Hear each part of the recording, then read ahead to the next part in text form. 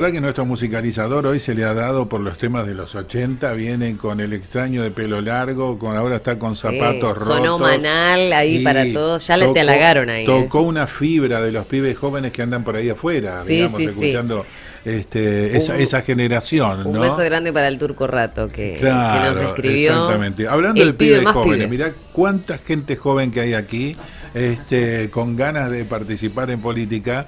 Está, a ver, la candidata en primer lugar por la lista Militancia Activa, la señora María Gersovich, que es candidata en primer lugar a senadora. Ahora, en esta disputa que va a haber el 10 de agosto en la Unión Cívica Radical. Está el candidato en primer lugar como diputado, Rubén Pagliotto, amigo ya de la casa, hemos hablado varias veces con Rubén, y Carmen Antelo también de aquí, candidata en segundo lugar como diputados. En primer lugar, buen día y bienvenido, muchas gracias. Buen día, no, al contrario, gracias a ustedes por recibirnos. No, al contrario. Bueno, a ver, esto, dije bien, es el 10 de agosto, que es la interna, sería con radicalismo. Hay dos listas, una es la lista Corrientes por construir, y la otra es Militancia Activa, que es la de ustedes. Sí, ¿Es así? Lista 1, Militancia Activa. Bien, esa bárbaro. es nuestra lista. Bien, usted, su antecedente es de Paraná.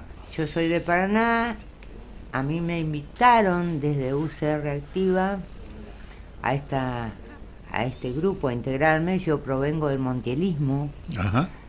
Confluimos distintos grupos internos. Yo me formé al lado del Montiel. Sigo sus principios radicales. Me invitaron generosamente y después de una ronda de consulta con mis amigos montielistas, acepté acompañarlos porque estamos tras lo mismo, digamos, seguir haciendo radicalismo como aprendimos a hacerlo. Claro. Fui diputada nacional en un periodo muy difícil de Argentina, que fue el año 99-2003. Tuve 5 presidentes de la nación en ese periodo. La verdad, horrible. Qué época, ¿eh? Una época horrible, incluso horrible para legislar, porque teníamos que cruzarnos desde nuestras oficinas al Palacio Legislativo, en medio de la policía, vallas, y la gente con las masas pegando en las vallas. No sabíamos si nos iban a pegar nosotros a las vallas. Mucha bronca con todo. Sí, muy enojado, estaba muy fogoneado también, en honor a la verdad, pero con un panorama... si yo miro hacia atrás, bastante similar a lo que yo estoy viendo hoy en Paraná. ¿En qué? En que vuelvo a ver mucha gente comiendo de los tarros de basura, mucha gente como allá por el 2001 durmiendo en la calle con estas temperaturas polares, y me dicen sí, pero hay refugio municipal, y no dan abasto indudablemente, pues la gente sigue estando afuera, unos índices de pobreza más que importantes. Entonces, bueno, todo esto hizo que nunca dejé el partido, porque siempre participé en el partido activamente. He sido varias veces convencional nacional, miembro del delegado del Comité Nacional, el partido, mi seccional, todo. Bueno, ahora nuevamente ya en campaña política para volver a lo que somos, volver a nuestra esencia, que ahora, es el radicalismo. María, la esencia del radicalismo opositor a este gobierno. El límite es la libertad avanza, así, literalmente. El límite es la libertad avanza, pero no es un capricho. Es porque es un gobierno que tiene claras diferencias políticas e ideológicas con el radicalismo. Y porque además es un atropello por parte del presidente de la Nación, nada más ni nada menos, hacia nuestro partido, degradando nuestros prohombres como Irigoyen o Alfonsín, de quien hasta llegó a decir que usaba la foto de Alfonsín de Puchimol. O sea, los radicales no lo podemos dejar pasar tanta violencia. Violencia que se manifiesta en otros aspectos también, pero que en particular con el radicalismo. Es como que está ensañado. Sí. Y bueno, nos quieren hacer dejar de existir, por lo menos de visualizar ante la sociedad. ¿Cuál es el planteo? O somos nosotros la libertad avanza o el kirchnerismo, elijan. No es así. Hay una amplia franja social, no solo el radicalismo, otros partidos políticos con los cuales tenemos coincidencia. Sí, tal cual. Rubén, ¿cómo estás? Buen día, un gusto. Buen día. ¿Cómo estás? Con poca voz. Con poca voz, bueno, pero se te escucha bien, se te escucha bien igual, se te entiende bien. ¿Qué pasó con el radicalismo que hoy por hoy están con Milei en algunos casos, no? Bueno, eso lo tendrán que responder los que primero se tiñeron de amarillo y hoy ya todo apunta que se van a tener de violeta. Yo colijo, infiero que, como siempre dice María Elena, y yo lo tomo porque me parece una reflexión acertada, hay muchos que en política no siguen causas sino cargos. Y si uno a la política, a la actividad política, a la militancia política, la reduce a la persecución o a la consecución de un cargo, de un conchavo, bueno, me parece que está equivocado, o esa no es la forma de muchos de hacer política. Así fue que hubo un derrotero que para mí es de decadencia de la Unión Cívica Radical, empieza un poco antes del 2015, algunos años antes. Sí, en el 2015 encuentra su primer punto de inflexión. En el punto de inflexión en la geometría analítica es cuando la curva cambia de sentido. En este caso empezó un sentido descendente de la curva cuando el radicalismo dice aliarse al PRO, pero en realidad es una unión electoral efímera, y el radicalismo empieza a ser, en términos de orquesta, una segunda guitarra. Y hoy ya en un extremo casi de la degradación, frente a un partido político nuevo, fascistoide, claramente anarcocapitalista, porque ni siquiera responde a los parámetros del liberalismo ideal, porque tampoco son liberales en lo político. Tenemos frente a nosotros un riesgo enorme, Hugo, enorme, que yo quiero dejarlo muy claro. Hay diferencias que son sustanciales, que son el límite absoluto e infranqueable que no podemos traspasar, que es la libertad avanza. ¿Por qué? Porque son violentos gestuales, sí, claro, son violentos verbales y son violentos políticos. La violencia verbal, bueno, la acaba de decir María Elena, un presidente que en su discurso inaugural dice que es un topo que vino a destruir el Estado, cuando se refiere, fíjate vos, llegó a decir que el primer atisbo social o comunizante de la República Argentina se da con Irigoyen, y que esa idea que él le atribuye de comunista a Irigoyen fue la que en el mundo produjo 150 millones de muertos. Tengo acá archivado todos esos discursos, cuando dice que usa de Puchinbal la figura de Alfonsín, o lo trata de viejo meado, o del fracasado de Chascomús, o el inflacionario de Chascomús.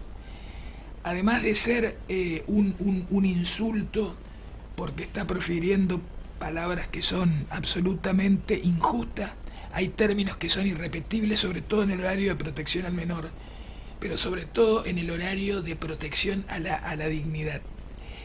Y hoy nos encontramos en una encrucijada donde ese radicalismo que empezó a mutar del rojo y blanco al amarillo y hoy está casi llegando al violeta, acrecienta lo que ayer el doctor Greco, que es un compañero de fórmula, un prestigioso médico de la ciudad de Concordia, habló de que hay desafiliación emocional o afectiva. No la desafiliación que no voy ideológica. No, sino afectiva, porque evidentemente esto, en lugar de acercar, aleja. Y te cierro con esta idea. Frente a un radicalismo que en sus principios fundacionales, en su ADN, en su huella identitaria desde lo ideológico, tiene como norte la educación pública, la salud pública, la obra pública como dinámicas o prácticas políticas igualadoras. porque desde los anarcocapitalistas surge eso de la meritocracia. Hay que largar la carrera desde un pie de igualdad y después vendrá el mérito. Yo no le puedo exigir mérito a una niña, a un niño, que a las 12 del mediodía no tienen para almorzar y a la noche que se conformen con un mate y una acumulación de mala alimentación, de pan y de pan. No puedo cuando el niño o la niña tienen que esperar 3 o 4 meses con suerte en las colas de los hospitales, que son cada vez más grandes porque ha colapsado el sistema de salud pública, porque los que antes aportaban al sistema privado en una carrera de pérdida del empleo que es terrible, maratónica, no le podemos pedir. Entonces se iguala con salud, se iguala con educación, se iguala con obra pública, y me voy a permitir citarla a María Elena, cuando inteligentemente dice María Elena: ¿cómo no va a tener que ver la obra pública si cuando construimos una cuneta, llevamos agua potable a una ciudad o a un pueblo, cuando le construimos una casa con un baño decente y dejan el excusado? Eso es salud.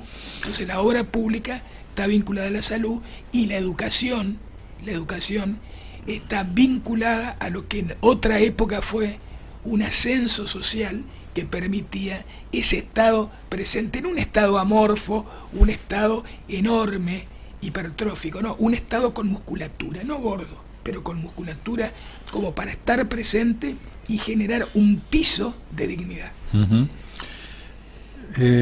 Muy interesante lo que decís. Ahora, la economía que se debe aplicar para poder hacer ese estado y ese estado presencial que vos decís, ¿cuál debe ser? ¿Cómo se debe manejar la economía? Yo ahí tengo un concepto, se lo explico en la facultad, porque tuve la suerte, además de estudiar Derecho, de estudiar Economía. Acá hay la economía, decimos nosotros, lo que tenemos una visión desde la economía crítica, la economía tiene ciclos. El capitalismo es cíclico, es decir, tiene periodos de auge, de estancamiento y desarrollo. Es decir, que si vos lo mirás, es la montañita. Es una sinusoide. Es una sinusoide, exactamente.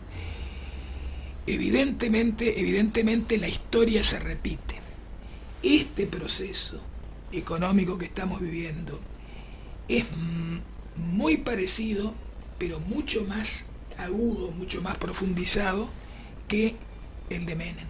Y el de Menem fue una suerte de déjà vu de la época de Martínez de Oz. Es decir, creen que todo pasa por el equilibrio fiscal. Ahora, mientras en algunos momentos, debo reconocer, ¿no?, como el gobierno de Menem, donde hubo una suerte de equilibrio fiscal logrado a partir de un sinceramiento real y armónico de las fuerzas productivas, de el gasto público, de exportaciones versus importaciones que permitieron una balanza comercial favorable en un primer momento. En este caso tenemos lo que se llama, por lo menos un grupo de gente que tenemos una visión crítica de la economía, un superávit irreal, mentiroso, sobre pies de barro. Pues te pregunto, Hugo, si vos, vamos a compararlo con la radio, no pagás la luz de la radio, no le pagás a los empleados de la radio, no pagás los impuestos y los gastos de la hoja, del agua que consumís, de los productos de limpieza, obviamente que tu ingreso a través de la pauta va a ser superavitario. Esto es lo que pasa en la Argentina. Vos le estás sacando, no mandando o retaseando los fondos de la coparticipación, que son por ley, no son discrecionales, son por ley. Los otros fondos, los discrecionales, que son los ATN, los aportes del Tesoro Nacional, para déficit estacionales de liquidez en las provincias, directamente amigo-enemigo. La provincia que más o menos sí, eso lo usaba Menem, a ese sistema. Bueno, y te digo que evidentemente, si vos le sacás a la discapacidad, si le estás retaseando a la educación pública, si cerrás el organismo que atendía la entrega de medicamentos a una patología extrema y gravísima, y hablo porque he sufrido, no la necesidad, pero la enfermedad. Vengo de superar 2 cánceres, uno de garganta y otro de columna. La espera del medicamento oncológico. Si ves que el Garrahan, faro, no solamente en América Latina, sino en el mundo entero, de lo que es la medicina pediátrica comprometida, de avanzada, científica y en los saberes, y además, si además le estás pegando y estás manteniendo, y por eso el pie de barro, ese superávit fiscal, castigando a los jubilados, a millones de jubilados, bueno, ahí hay un límite ideológico, pero también hay algo que se llama, y esto lo digo por la Unión Cívica Radical, hay gerentes, no dirigentes. Los dirigentes dirigen sobre ideas, los gerentes gerencian por cargo, por conchavo. Cuando los gerentes, después de todos estos chirlos, de estas cachetadas, de estas bofetadas cotidianas que les pega el presidente, agachan la cabeza y van a pedir a un congreso, como va a pasar el sábado, que aliarse con la Libertad Avanza, ¿sabe lo que se da? No soy psicólogo ni psiquiatra, lo que se llama el síndrome de Estocolmo, donde hay una alianza afectiva entre víctima y víctima. Bueno, ahora hay 5 gobernadores que se plantaron, digamos, dentro de los cuales está Córdoba, Santa Fe y no la hermanita pobre de la región centro, que es Entre Ríos. Frigerio no está dentro de esos 5 gobernadores, que irían contra Milei y contra los K también, ¿no? Es una cosa que están conformando ese bloque. Ahora, yo lo que intento entender, digamos, es cómo bajar el gasto público que ha tenido y que ha tenido siempre en la República Argentina. Y a lo mejor estoy equivocado en el análisis, pero ese gasto público es, no sé, el otro día estuve en la casa de gobierno, voy a dar un ejemplo, y no es que voy en contra de la gente, ni quiero que la gente se quede sin trabajo, ni nada por el estilo, pero voy y abro una oficina en la casa de gobierno, había por lo menos 12, 8 con silla y 4 parados porque no entraban. Subo a otra oficina, 8, había 4 sillas y los otros 4 estaban parados. Y eso es lo que están ahí adentro, no quiero ni pensar lo que están ahí afuera. Eso pasa en todo el país, no solamente acá, en porque los municipios no son estados eficientes. Bueno, pero ¿hasta cuándo vamos a seguir sosteniendo ese estado? ¿Hasta cuándo vamos a seguir mintiendo que estamos ordenando lo que no ordenamos? Bueno, pero no lo ordenó el otro, y ni el otro, ni el otro. Bueno, o sea, a ver, sinceremos las cosas.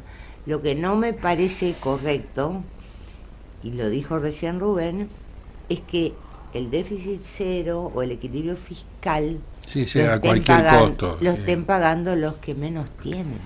Sector de discapacidad, insensibilidad absoluta. Falta de empatía total, total. Entonces, se puede mejorar el Estado. Vos no necesitabas romper el IOSPER y crear el OSER. Vos podías haber mantenido el IOSPER, mandar a la justicia a los corruptos, hacerlo más eficiente para los afiliados, aplicar más tecnología, rápido, pero no lo quisieron. Yo no consigo los remedios de mi hijo de epilepsia desde el mes de abril. Sí, me imagino.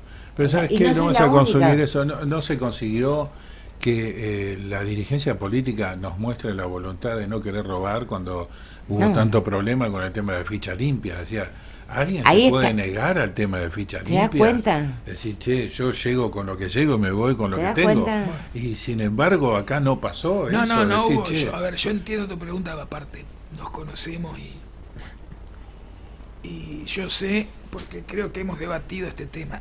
Obvio, también debo decir, porque no solo hago autocrítica, sino autocrítica, que Milei es el emergente directo e inmediato de los yerros, de los errores. Esto es un producto de la política, de la culpa, yo digo, sobre todo de los partidos, de los grandes partidos tradicionales. Me refiero al PJ y a la Unión Cívica. Sí, hay que hacerse cargo de cómo surgió esto. Porque, a ver, si hubiéramos hecho tan bien las cosas, Milei no estaría. No, y fíjate vos que tan mal hemos hecho la cosa. Yo sé que me parece que era una pauta. No, debe ser una pregunta. Pregunta, no, pero digo, con esto cierro. Hemos hecho tan mal las cosas, que la gente, aún sufriendo como está sufriendo,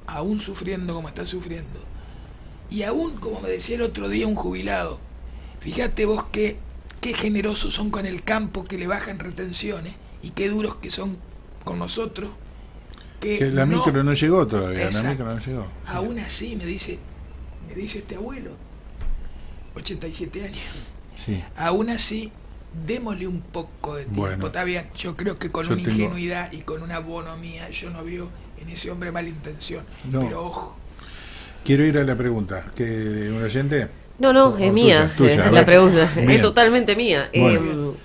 Mi planteo viene por qué es lo que ustedes piensan con respecto a la juventud. ¿Por qué creen que Milei o La Libertad Avanza captó y copó de repente una generación de chicos entre los 18 y los 25 años que son tan recalcitrantes a las políticas que tiene él? Un sector que por ahí dejó quizás ese sector juvenil abandonado a otros partidos políticos como el radicalismo, que durante años en las universidades fue bastión y un montón de cosas. ¿Por qué Milei copa y chupa a esos chicos dentro de La Libertad Avanza? ¿Por qué creen? Yo personalmente, y porque lo vivo con mi hijo, creo que todo el acting de Milei entró en la juventud. Y no 25, mi hijo tiene 38. ¿Tu hijo apoya a Milei? Y él dice que le tenemos que dar tiempo, que bueno, sí, que es un payaso, todo muy liviano. Pero ahora... Lo dice tu hijo que tiene 38 y ese señor que tiene 88. Claro. Es muy llamativo eso. Es un fenómeno, pero es un fenómeno. A los pibes les gusta lo disruptivo. Los pibes, a ver, mi hijo tiene casi 31 años y por supuesto él está en las antípodas de Milei, pero me dice 3 cosas. Ustedes tienen que renovar no la moral o la ética o los principios, sino que renovar las prácticas políticas, porque son viejos, no nos atraen. Y papá, me dice, siempre están con el cuento, ustedes los viejos, que esta es la última vez que ustedes intervienen y después venimos nosotros. Siempre siguen interviniendo porque veo que tus mismos amigos, estoy de acuerdo, que antes tenían el pelo negro, ahora están blancos en cana. Sí, y no nosotros, se va nadie. a ver, y estamos hablando de hijos de padres que, a ver, han militado y nuestros hijos a veces le hemos restado horas por militar en política. Fíjate vos, yo creo que a la María Elena le pasa a la mujer, ninguno de los míos participa en política. Mira. No. Sí, y no porque no crean en la política y no porque no piensen, sino porque la ven desde otro lugar. Fíjate que yo me fui de diputada nacional, dejé a mi hija de 6 años entrando al primario y mi hijo de 12 entrando al secundario.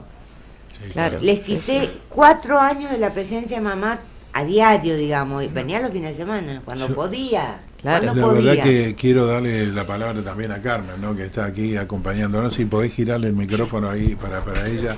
¿Cómo estás, Carmen? Buenos días, ¿cómo están? Bien, ¿sos de aquí? Sí, soy de Concepción del Uruguay. Bien. Soy precandidata acompañando a Rubito en la lista militancia radical, militancia activa, bajo el número 1, y por supuesto soy vicepresidenta del Comité Ciudad. Bueno, transito la militancia gremial a través de FESTRAM y OEM. Además, tengo actividades con la parte social, siempre me he relacionado con la gente de los barrios, y además nací en un barrio, así que he transitado esa parte de la sociedad. ¿Cómo se lleva a una persona que es radical dentro de un gremio que generalmente son de extracción peronista, digamos? Mira, tengo la suerte de llevarme bien con todos, algunos cambios de palabras siempre hay, pero bueno, los grupos con los que me relaciono no es una cuestión de política, sino, o sea, política partidaria bajo una bandera, sino con ideas de comunión, de común unión, de mejorar la calidad de los trabajadores. Por supuesto que esto se refleja en su familia, sus hijos. Además también trabajo en el área educativa, así que bueno, creo que el progresismo tan vapuleado significa sentarte con gente distinta, hablar de las mismas cosas claro. y poner en valor las ideas, no una cuestión partidaria. Bueno, es algo que hoy por hoy pedimos todos, ¿no? Resistir la idea diferente, poder hablar con el otro que piensa distinto, que es lo que se ve poco en ese sentido, ¿no? Creo poca resistencia. Que cuando uno tiene proyectos que trascienden la cuestión personal y los cargos, la comunidad se potencia y eso genera otra vinculación con la sociedad. Uh-huh. Sí, el diálogo, dejar escuchar al otro, digamos, en ese sentido.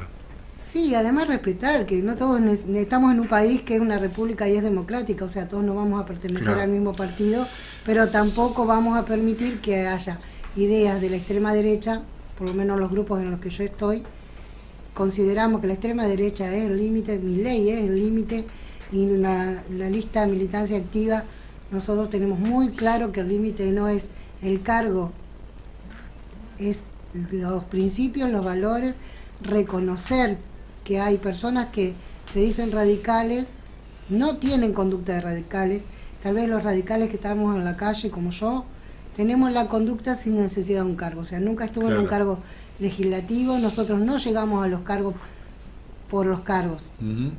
Hay cosas para transformar y creo que la política partidaria es importante, sí tiene que haber proyectos que valoren a la sociedad, pero no estar por el dinero.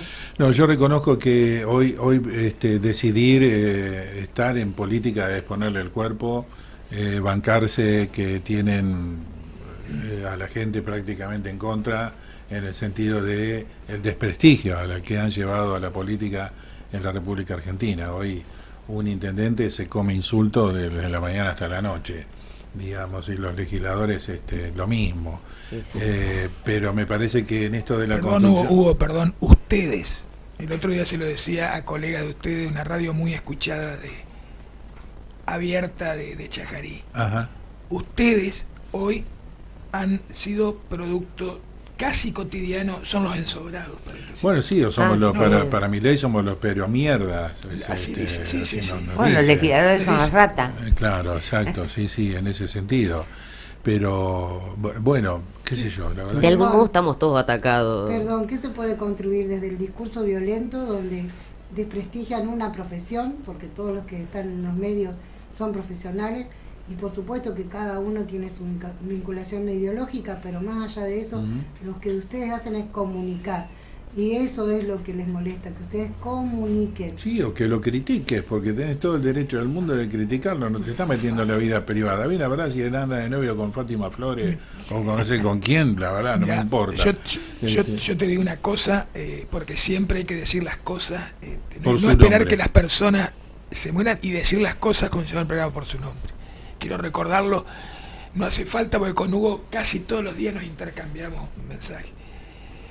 Una radio pequeña, de una ciudad pequeña en el concierto argentino, logró, en la charla que tuve con el juez Bonadío, con el doctor Mulet, nos dijo, han traído una de las pruebas más importantes. ¿Quién la logró? No lo digo para ensalzar, porque no tengo por qué ensalzar. Un periodista de una ciudad chica, de una radio chica, logró el testimonio más importante, no en el off, no en una declaración judicial, en una radio abiertamente, logró, porque lo fue llevando, es muy astuto el señor Barreto, alguien que falleció, me refiero a Víctor Pietroboni, de tal manera condujo la entrevista que logró que contara y nos hizo un gran favor, y a Bonadío se le aclararon muchas cosas, el juez Bonadío que murió, cuando lograste que cuente todo en línea de tiempo cómo fue pasando del pequeño sobreprecio al gran sobreprecio hasta las facturas apócrifas. Y después, yo no lo olvido nunca. No, yo creo que si esa entrevista lo hubiese hecho en Buenos Aires una TN, radio o TN, imagínate la repercusión que hubiese tenido, pero como salió de acá, ¿viste? Son estas cosas del país que tenemos también, ¿no? Un país unitario, un país que el fue otro día periodista de la hermana pobre de la hermanita pobre, centro. tal cual, exactamente. El otro día nos reíamos porque cuando se entregan los Martín Fierro, dicen los mejores programas del país. No, los mejores programas de las radios de Buenos Aires. Claro, Pará, vamos a corregir un poco. Habla por vos, ¿viste? Habla que son los mejores programas de Capital Federal, ¿no? Pero bueno, es así.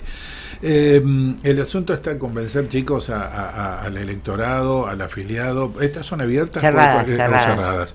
Están suspendidas de las PASO. Únicamente el afiliado radical. El afiliado radical que está desmotivado, enojado. Claro. Entonces nosotros apelamos a que apuesten a sacar adelante el partido, yendo a votar. No lleva mucho tiempo porque es boleta única. Es decir, lo único que tienen que hacer es una cruz. Claro, tal cual. Son 2 listas. Son 2 listas, hacen la cruz en la lista que quieran y se terminó. No les lleva más de 5 minutos, 3 minutos. Obviamente. Estaría bueno si le contás lo que va a pasar pasado mañana, sábado 2. Y el sábado 2, en la previa, tenemos el Congreso Partidario en Villaguay, donde el tema ¿Se cruzan todos? Yo soy congresal. Ella es congresal. Yo soy congresal. Ajá. Yo también soy Sos congresal. Sí. Bien, ¿y qué pasa en eso? Se determina la política de alianza a llevar adelante.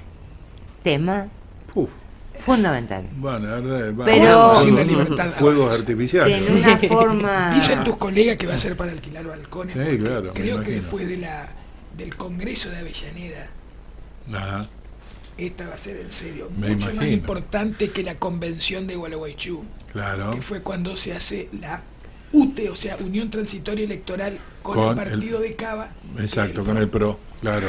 ¿Y esto va a ser dónde? En Villaguay, en el centro de convenciones. Ajá. Y ahí, bueno, va a estar en discusión seguramente alianza con la Libertad Avanza, sí, alianza con la Libertad Avanza, no. Pero en un cronograma, se armó este congreso en un cronograma tramposo, porque primero debimos haber hecho las internas. Claro. Y después el congreso. Claro, tal cual. Y fue exactamente al revés. Primero el congreso, el 7 la inscripción de las alianzas y el 10 las internas cerradas. Claro, lo armaron bien. Lo armaron bien para los que le convenían. Para las conveniencias. De cualquier manera, nuestra lista salga Pato Vallareta el sábado en el Congreso. Seguimos no a la alianza. Con el no a la alianza con Milei. Y vamos a elecciones. Aunque salga por un lado o para el otro del Congreso. Sí. Vamos a elecciones. No vamos a estafar a los correligionarios. Bueno, les deseo éxitos y gracias por haber venido. No, gracias por invitarme. El hecho de participar, el hecho de que hay que convencer a la juventud que ingrese. ¿Por qué? Porque no hay otra manera. O sea, a ver, no hay que rezongar de la política, no, porque la política es lo que nos hace cambiar. Lo que hay que cambiar es de políticos y de gente. Hay que renovar, tiene que venir gente nueva, con la ficha limpia. Total. En donde entren con ficha limpia y se vayan con ficha limpia. En donde hay que involucrar a otros poderes, porque vos, sobre todo Rubén, sabrás que muchas de las cosas de que estamos como estamos es por la justicia que tenemos. Absolutamente.